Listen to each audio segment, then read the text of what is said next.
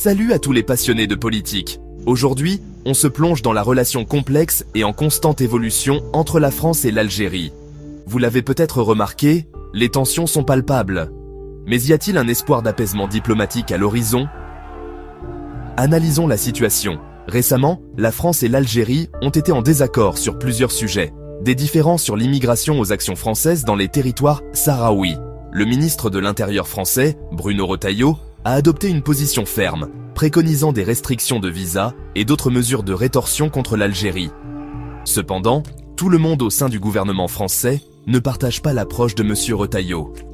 Bruno Fuchs, président de la Commission des Affaires étrangères de l'Assemblée nationale, plaide pour le dialogue. Il a même proposé de se rendre en Algérie pour discuter de solutions et apaiser les tensions. M. Fuchs souligne l'importance de leur coopération économique, sécuritaire et énergétique, ainsi que les liens partagés par les 6 millions de personnes de double nationalité franco-algérienne.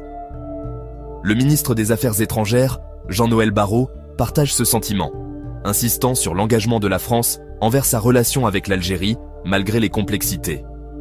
Du côté algérien, le président Tebboune a exprimé sa volonté d'un dialogue direct avec le président français Macron. Ces gestes positifs suggèrent une possibilité de dialogue et de résolution. Les critiques de la ligne dure, comme l'ancien ambassadeur de France Xavier Driencourt, soutiennent qu'une position de force pourrait aggraver la situation. L'historien Benjamin Stora préconise également une diplomatie réfléchie plutôt que des tactiques agressives.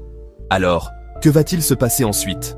Avec des voix influentes en France appelant à la modération et au dialogue, il y a une lueur d'espoir que les deux nations puissent en trouver un terrain d'entente et avancer. Les enjeux sont importants, mais avec des efforts continus de compréhension et de coopération, un apaisement diplomatique pourrait bien être à l'horizon. Merci d'avoir regardé.